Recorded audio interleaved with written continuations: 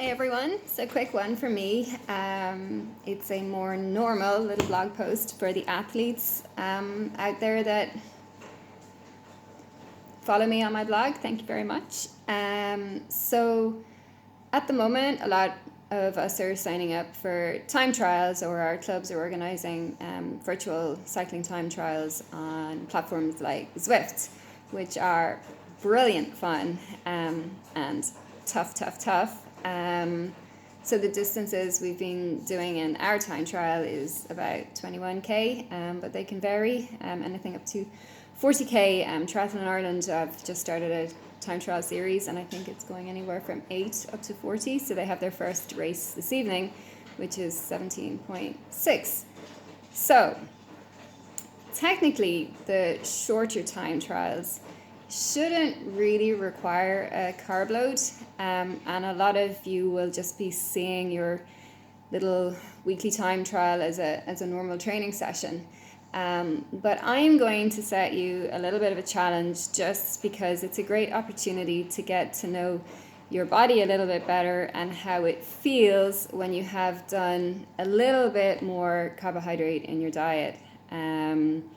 So if you have a time trial, just say it was tomorrow in the evening time. You don't really need to be doing anything very much different today, unless you've done a longer training session, 2+ hours, where you may want to have more carbohydrate on your plate with your dinner to help support the recovery process.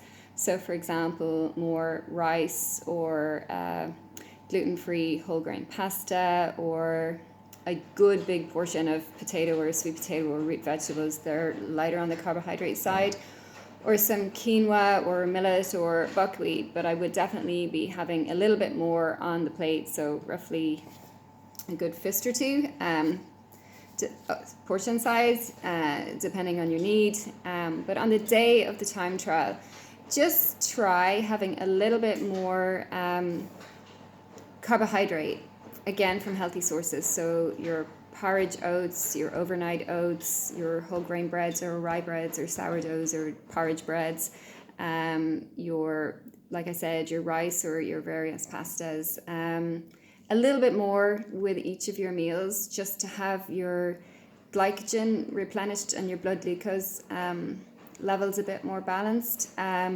just to see how it feels during that time trial, rather than keeping, which a lot of athletes that I know keep their carbohydrates on the more conservative end despite being endurance athletes, and it works for a lot of you. But I just want you to see the difference of having a blood glucose availability, liver glucose availability, and some glycogen in the tank, and how it affects your pacing. Because you may well notice a difference, even though it's a short race, regarding your pace controls. So it's just a little challenge. What you could do is change it up week by week to see how your body feels, and this gives you a really good idea then for when you're actually proper racing, just how important a glycogen load, carbohydrate load is. So for example, I may as well show you what I've been baking today. I'm feeling a little bit down in the dumps today, so this is what I do when I just want to do something creative. So these little guys here, oops. Look, I never use a recipe and I change around what I do every week, but these are for my long run tomorrow.